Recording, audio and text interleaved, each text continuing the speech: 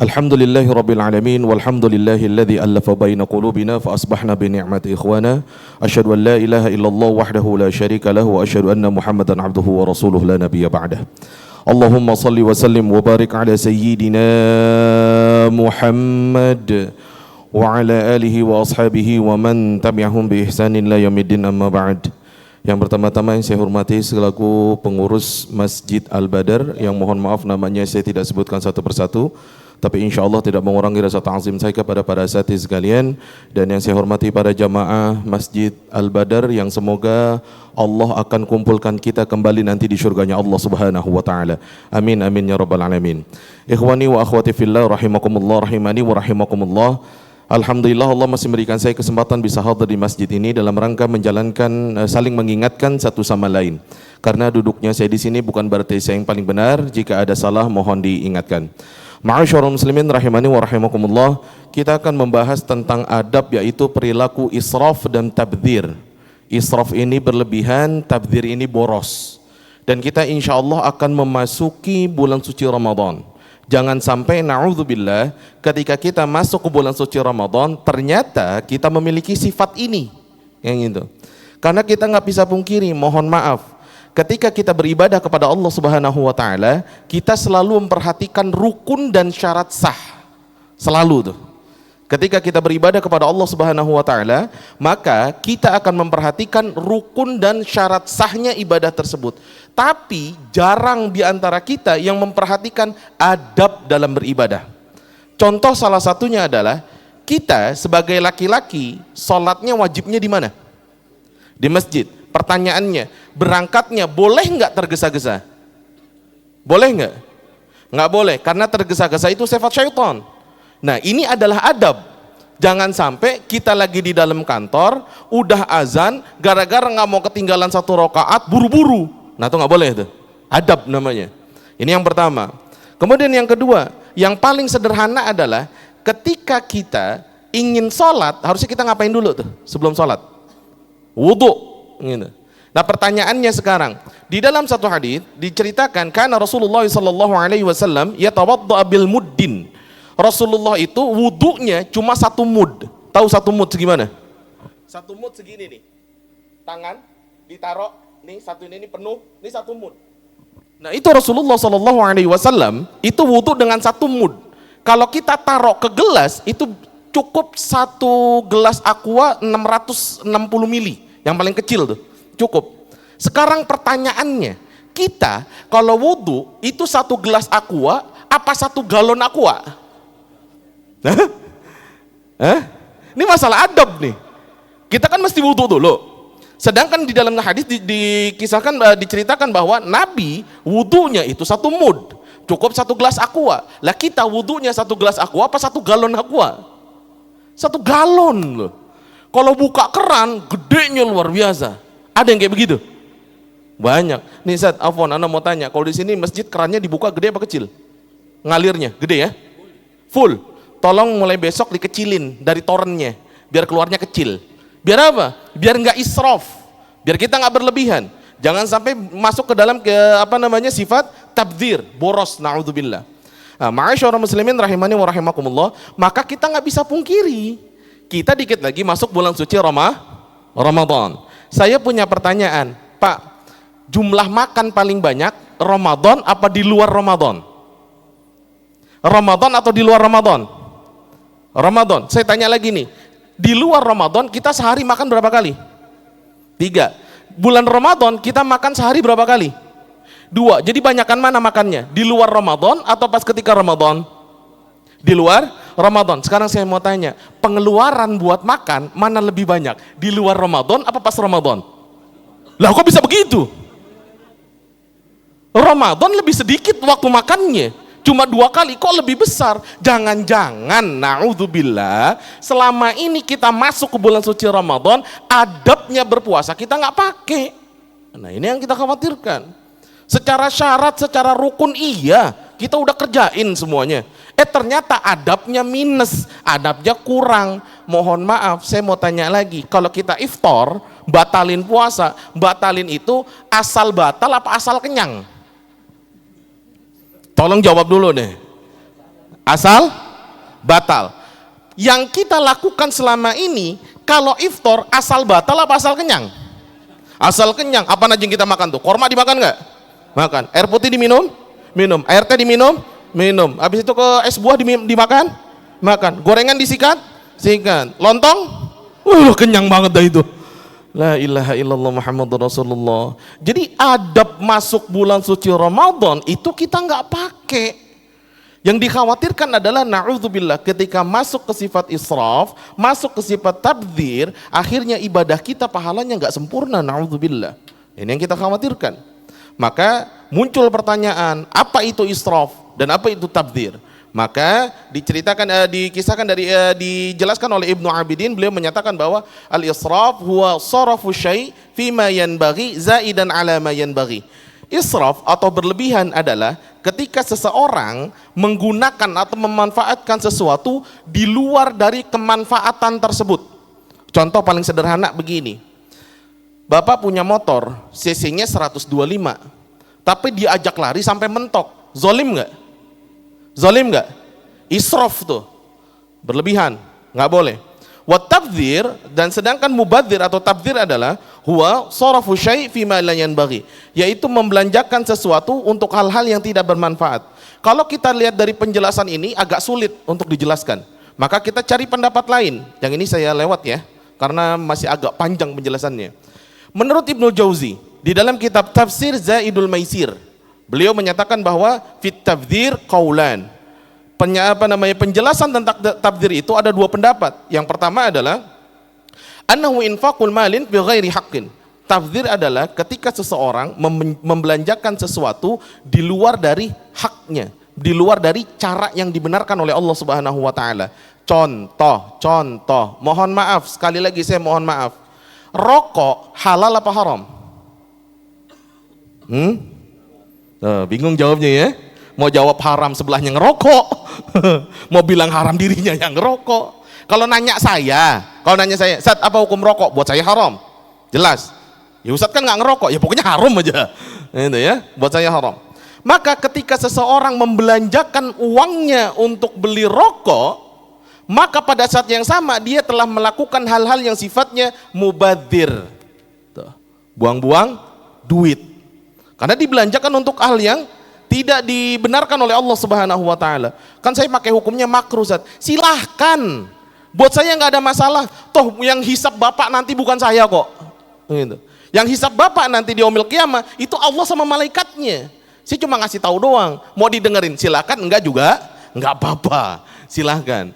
Ma'asyiral muslimin rahimani wa rahimakumullah. Kemudian Imam Mujahid mengatakan bahwa lau anfaqa rajulu maluhu kullahu fi haqqin, seandainya ada satu orang menginfakkan seluruh hartanya sesuai dengan aturan Allah Subhanahu wa taala, maka mubadziran, maka itu enggak disebut dengan mubadzir. Kemudian di lanjutan penjelasannya dikatakan wa anfaqa muddan fi ghairi haqqin kana mubadziran. Begitu sebaliknya, ketika ada seseorang mengeluarkan hartanya walaupun hanya satu mud, maksudnya apa? Recehan yang keluar, tapi bukan tidak sesuai dengan aturan Allah Subhanahu wa taala, maka itu mubadzir. Contoh yang paling sederhana, saya balikin lagi ke rokok tadi nih. Rokok kan kalau satu bungkus mahal, beli satuan tuh batangan. Berapa sekarang rokok satu batang? Hah? Apalagi yang minta lagi, saya minta saat gitu. Jangan begitu.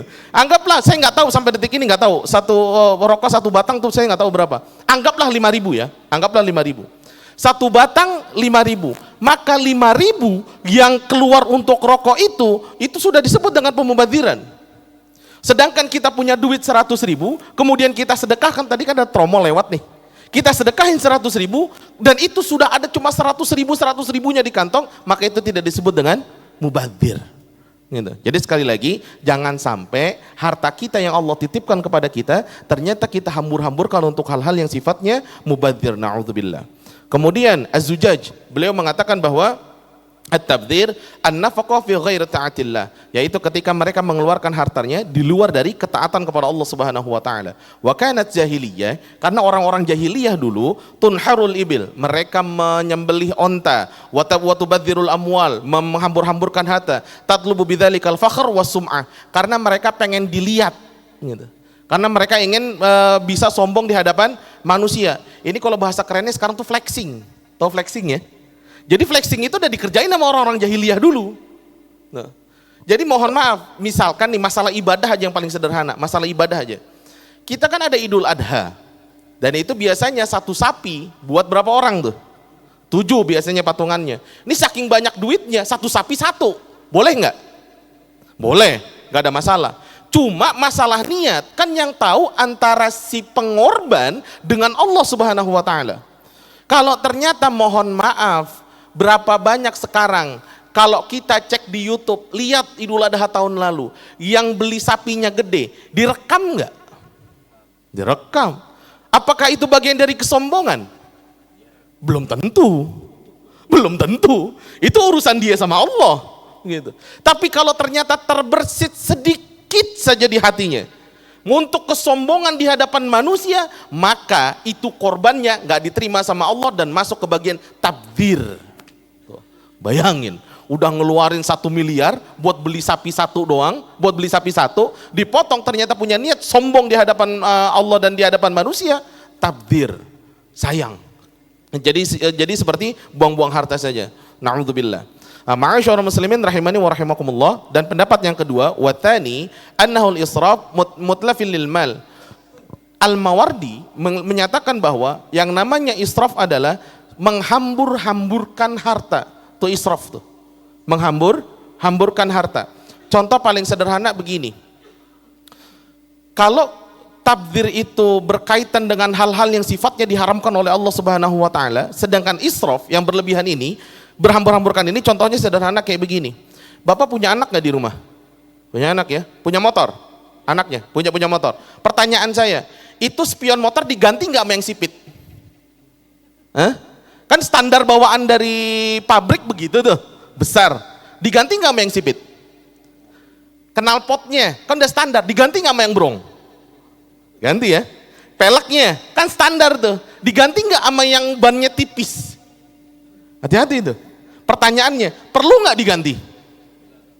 Perlu nggak diganti? Nggak perlu. Kalau selama itu nggak perlu diganti, maka itu bagian dari israf, buang-buang duit. Dan mohon maaf Pak, mohon maaf banget, yang beliin anak kita motor siapa? Bapaknya. Yang ngasih uang jajan ke anaknya siapa?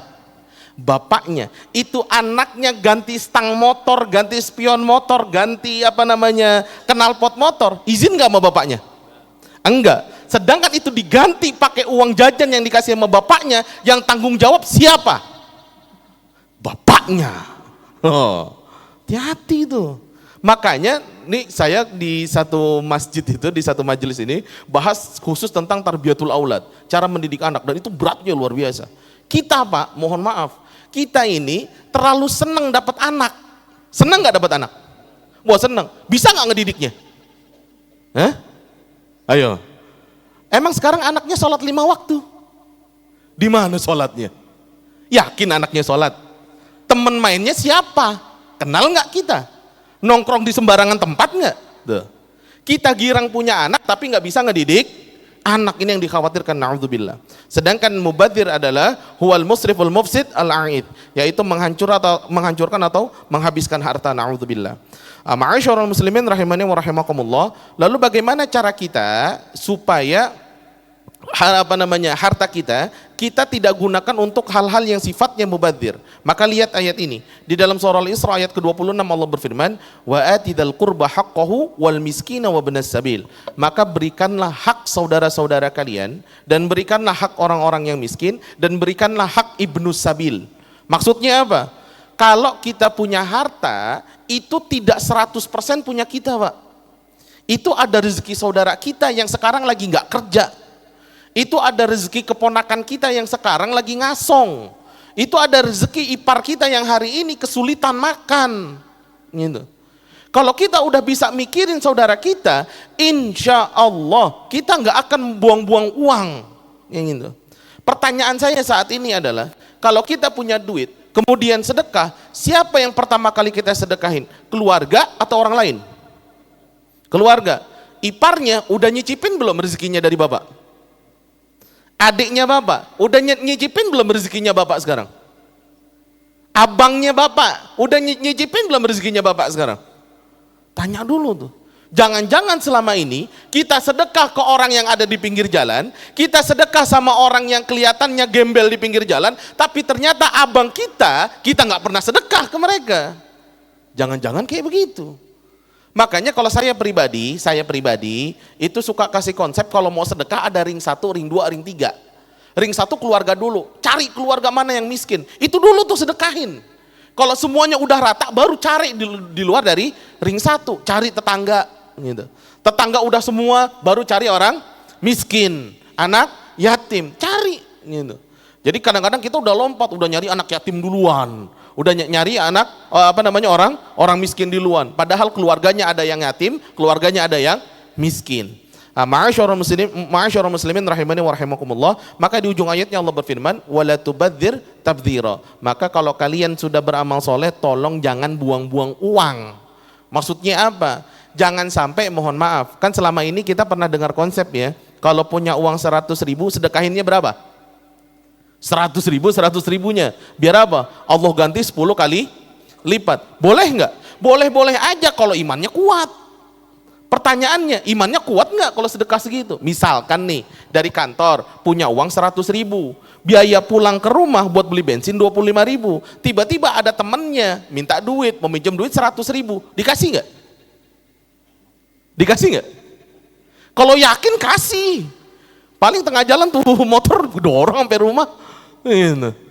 Kalau yakin, cuma kalau mau sedekah tolong hitung-hitungan. Kalau memang ternyata 25 ribu itu buat bensin, teman minjem duit buat makan 100 ribu, kasih 75. Yang 25 ribu buat bensin, biar sampai rumah. Atau misalkan, yang di rumah jatahnya 50 ribu nih, buat 50 ribu buat orang rumah. 25 ribu jatah kita makan, 25 ribu lagi bensin, misalkan seperti itu. Kemudian ada teman kita, mau makan, minjem duit. Sedangkan jangan korbanin keluarga kita. Keluarga kita dulu tuh 50 ribu, kalau bisa jangan dikurangin, kalau bisa. Gitu. Karena sekali lagi, saya baca banyak artikel yang bikin sekarang orang gampang pisah, gampang cerai itu masalah ekonomi. Itu nomor 1 tuh, masalah ekonomi. Kalau misalkan memang udah jatahnya 50 ribu buat keluarga kita, 25 ribu buat bensin, kemudian mau sedekah, silahkan potong jatah makan kita. Jangan korbanin keluarga dan motor kita. Itu menurut saya ya, buat pendapat saya pribadi. Kalau jatah makannya 25 ribu, ya udah saya makan 10 ribu aja deh. Cari mie ayam yang 10 ribu, 15 ribunya kasih teman biar dia bisa makan. Boleh nggak? Boleh, silahkan. Dan itu yang terbaik, bisa jadi terbaik menurut Allah Subhanahu wa Ta'ala. Ma'asyarul muslimin rahimani wa rahimakumullah. Tugas setan adalah itu bikin kita pelit, gitu. Karena pada dasarnya manusia itu pelit. Sadar nggak kalau dirinya pelit? Sadar nggak? Nggak sadar ya? Coba kita hitung-hitungan sekarang. Pak, Allah sekarang kasih nih di dompet kita ada 100 ribu. Yang disedekahin berapa? Uangnya ada 10 ribuan, ada 20 ribuan, sama 10 ribuan. Yang disedekahin berapa? 10 ribu. Oke, kemudian ngomong sama Allah, ya Allah, kalau hari esok atau pekan depan Allah kasih rezeki lebih, saya akan kasih rezeki lebih ya Allah. Itu tadinya pekan ini duit di dompet kita cuma 100 ribu, ternyata pekan depan Allah kasih kita rezeki 275 ribu, 100-an 2, 50-an 1, 20 ribuan 1, 5 ribuan 1. Yang disedekahin yang mana? Lah kok jadi lebih dikit? 100 ribu bisa sedekah 10 ribu, pas 275 ribu yang disedekahin berapa? Pelit nggak? Pelit. Kita tuh manusia pada dasarnya pelit. Cuma memang kadang ada yang nggak pelit. Pokoknya kalau buat sedekah loyalnya luar biasa. Makanya kalau setan nggak bisa bisikin kita jadi orang pelit, maka setan akan membisikkan kita untuk jadi orang yang boros. Tuh. Antara israf dan tabdzir. Pilihannya hanya itu. Ma'asyarul muslimin rahimani wa rahimakumullah, maka di dalam surah Al-Furqan ayat 67 Allah berfirman, walladzina idza anfaqu lam yusrifu. Maka ada orang-orang yang ketika mereka bersedekah di jalan Allah Subhanahu wa taala, mereka enggak berlebihan, walam yaqturu, dan pada saat yang sama mereka juga enggak pelit. Wa kana baina dzalika qawama. Maka dia ada orang di bagian antara yang pelit dengan yang loyal. Ada tuh orang kayak begitu. Dan kita diperintahkan untuk seperti itu. Gitu. Nah ini di dalam kitab tafsir Ibnu Katsirnya dijelaskan begini. Di dalam surah Al-Isra ayat 29 Allah berfirman, "Wala taj'al yadaka maghlula ila unuqik." Maka jangan sampai tangan kalian terbelenggu di belakang leher kalian. Ini tangannya diikat begini nih. Kalau tangannya udah diikat begitu, kira-kira mau ngeluarin duit bisa nggak? Susah. Mau makan bisa nggak? Susah. Pelit itu namanya. Gitu. Wala taj'al yadaka maghlula ila unukik. Jangan sampai tangan kalian terbelenggu di atas leher kalian. Jangan sampai kalian pelit. Wala tabsutha, pada saat yang sama jangan juga terlalu loyal. Karena gini, mohon maaf. Kalau buat perkara orang lain, itu biasanya kita pelit tuh. Biasanya. Contoh paling sederhana begini. Kalau ada teman kita mau minjem, apalagi tahu kalau minjem nggak pernah balikin, kita pinjemin nggak? Ada saudara nggak pernah datang ke rumah, tiba-tiba datang ke rumah, yang pertama kali di pikiran kita apa? Wah, pinjam duit nih. Tuh. Sama kan semuanya berpikirnya begitu. Kira-kira kita pinjemin nggak? Males tuh minjeminnya. Sekarang saya mau tanya, Bapak hobi di motor, kira-kira pentil motor diganti nggak? Bapak hobi motor, pentil motor diganti nggak? Mau ganti sama yang cakep. Padahal itu nggak penting. Lebih penting mana? Bantu saudara kita yang ke rumah minjem duit atau ganti pentil motor? Mana lebih penting? Minjemin saudara. Karena buat urusan orang lain pelitnya luar biasa, tapi buat urusan sendiri, buat hobinya itu loyalnya luar biasa. Itu luar biasa tuh. Jadi jangan sampai pelit, jangan sampai boros. Na'udzubillah. Ma'asyiral muslimin rahimani wa rahimakumullah. Bahkan lelaki yang bijak, di dalam satu hadis Rasulullah sallallahu alaihi wasallam, "Man fikhir rajulu rifquhu fi ma'isyatihi." Lelaki yang bijak adalah lelaki yang suka berhemat. Tuh. Lelaki yang hemat. Kadang kita hemat, yang boros siapa? Wih, disebutin istri. Ini ada ibu-ibu nih, terprotes nih. Karena sebenarnya nggak semua perempuan boros sebenarnya. Kadang-kadang laki-laki juga boros, tergantung lah kayak begitu. Masalahnya pada saat ini adalah, mohon maaf, kondisi negara kita sedang baik-baik saja atau tidak baik-baik saja? Hah? Negara kita, ini bukan ngomongin politik, bukan. Saya cuma nanya doang. Negara kita dalam kondisi yang baik-baik saja atau tidak baik-baik saja? Beras mahal. Bahkan rencananya bulan Maret ini harga listrik naik, BBM naik. Alhamdulillah. Ya kok ketawa? Alhamdulillah, syukuri dulu. Karena kita masih ada rezekinya buat beli makan. Kesian tuh tetangga kita yang nggak bisa beli makan. Kita mah masih ada rezekinya buat beli beras. Alhamdulillah. Maka ketika kondisi ekonomi kita dalam keadaan sulit, tolong berhemat. Kalau memang bisa Ramadan tahun ini nggak usah beli baju, nggak usah beli baju. Mana lebih penting, beli baju apa beras? Mana lebih penting, beli baju apa beras? Beras. Pulang dari sini ngomong sama istrinya, "Ma, Lebaran tahun ini kita nggak beli baju baru." Kira-kira marah-marah nggak istri kita? Marah. Ngapa Pak? Tiba-tiba pulang-pulang ke rumah ngomong nggak usah beli baju baru. Nggak, Ustadz bilang suruh bilang hemat-hemat. Ustadz siapa yang ngomong? Boilah, Ustadz yang ditantangin tuh luar biasa. Sedangkan di hadis ini jelas Rasulullah Shallallahu Alaihi Wasallam menganjurkan kepada kita untuk berhemat. Bahkan di hadis lain Rasulullah Shallallahu Alaihi Wasallam bersabda, "Ma'ala man iqtasada." Enggak akan pernah miskin orang yang hemat. Tuh. Enggak akan pernah jatuh miskin orang yang hemat. Pertanyaannya pada saat ini adalah, apakah kita sudah menjadi orang yang kaya? Udah kaya belum?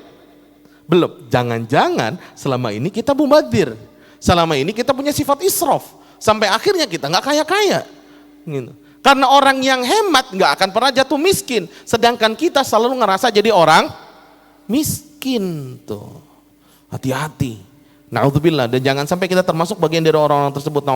Na'udzubillah. Nah mulai dari sekarang kalau bisa diatur keuangannya. Yang buat belanja berapa, yang buat listrik berapa, yang buat anak sekolah berapa, uang jajannya berapa, buat beli baju baru berapa, kok bisa dikurangin apa enggak? Kalau bisa kurangin, ya kurangin, jangan dipaksain untuk beli baju baru. Na'udzubillah. Maka di hadis lain Rasulullah Shallallahu Alaihi Wasallam bersabda, "Ma ahsanal qasda fil ghina." Berhemat yang paling baik itu ketika dalam keadaan lapang. Gitu. Dalam keadaan lapang. Kita punya harta banyak, jadi orang kaya, hemat itu penting. Gitu. Hemat itu penting. Kemudian di lanjutan hadisnya Rasulullah sallallahu alaihi wasallam bersabda, "Wa ahsanul qasda fil faqr." Dan lebih baik lagi kalau kita hemat dalam keadaan miskin. Kalau kita sekarang ngerasa hidupnya masih susah dan miskin, hemat-hemat. Tuh. Kalau emang nggak perlu ganti stang motor, nggak usah ganti. Kalau misalkan nggak perlu ganti pelek, nggak usah ganti, nggak usah. Kayak gitu. Kalau memang anak kita belum perlu beli handphone baru, nggak usah. Apalagi mohon maaf, kita punya handphone, harga berapa coba? Ngangahin, kita punya handphone harga berapa? Sedangkan yang kita butuhin sampai detik ini, perlu nggak harga handphone segitu? Ada nggak harga handphone 1,5 juta? Ada nggak? Ada. Bisa nggak dipakai buat WA? Bisa. Dipakai buat telepon? Bisa. Dipakai buat nge-YouTube? Bisa. Kemudian harga handphone kita berapa sekarang? 4 jutaan, 5 jutaan, 7 jutaan. Berlebihan nggak? Hati-hati itu. Kalau misalkan ternyata kita punya handphone melebihi dari kebutuhan kita, maka akan dipertanggungjawabkan di hadapan Allah Subhanahu wa taala. Hati-hati, nggak main-main. Pulang dari sini, jual handphonenya. Jual handphone, ganti yang murah aja udah.